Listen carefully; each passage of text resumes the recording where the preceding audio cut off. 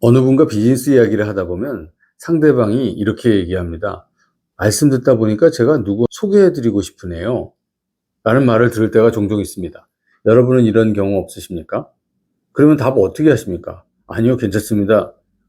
소개 안 받을랍니다. 라고 하십니까? 아니면 네, 소개시켜 주세요. 라고 이야기하십니까? 우리는 누구를 소개시켜 주기도 하고 소개받기도 하면서 살고 있습니다. 이런 과정을 통해 친구도 만나기도 하고 사업 파트너를 만나기도 합니다. 물론 아닌 경우도 있었죠. 사람의 행복 90%는 인간관계에 달려있다 라고 덴마크의 철학자 키르케고르는 말했습니다. 하버드 대학의 연구에서도 우리를 건강하고 행복하게 해주는 것은 주변인들과 맺고 있는 관계에서 비롯된다고 밝힌 바 있습니다. 돌아보면 숨쉬는 공기처럼 많은 사람들이 우리들 주위에 있습니다.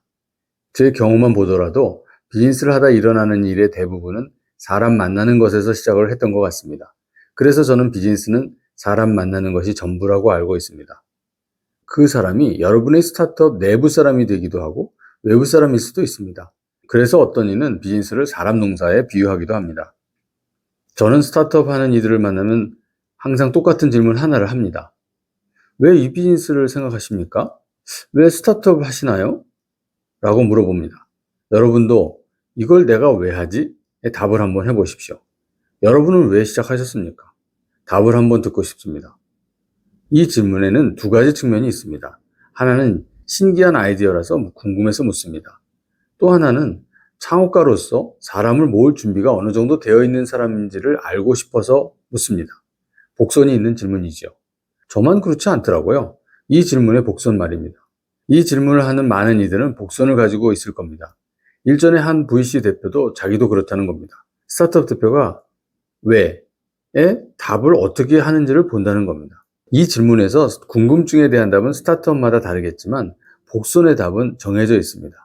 궁금증의 답은 구체적이어야 하고 복선에 대한 정답은 도전하는 문제에 대해 솔루션을 기필코 찾아서 지금 시작하는 도전에서 꼭 성공하겠다는 결기를 보여주어야 합니다.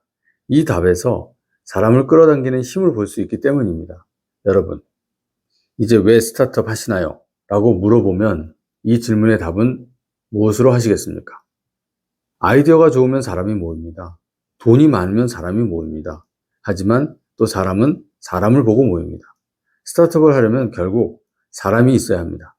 통칭해서 좋은 사람이라고 이야기합니다. 그래서 위에 왜 스타트업 하시나요? 라는 질문에 답할 때 단순히 궁금증을 풀어주려는 답도 해야 하지만 사람을 불러 모을 수 있는 대화를 할 줄 알아야 합니다. 사람을 불러들일 수 있는 에너지가 발현되어야 합니다. 스타트업 창업자는 사람을 모을 수 있는 능력이 있어야 합니다. 부족하면 필요한 노력을 통해서 보완해야 합니다. 사람이 모이게 하는 점수, 이 점수가 빵점인 사람은 없습니다. 30점, 40점, 50점 정도는 누구나 됩니다. 이를 70점, 80점, 85점까지 올려야 합니다. 잘 안 되면 여러분 옆에 이 점수가 높은 이가 파트너로 함께 있어야 합니다. 그래야 부족한 점을 보완하실 수 있을 겁니다. 감사합니다.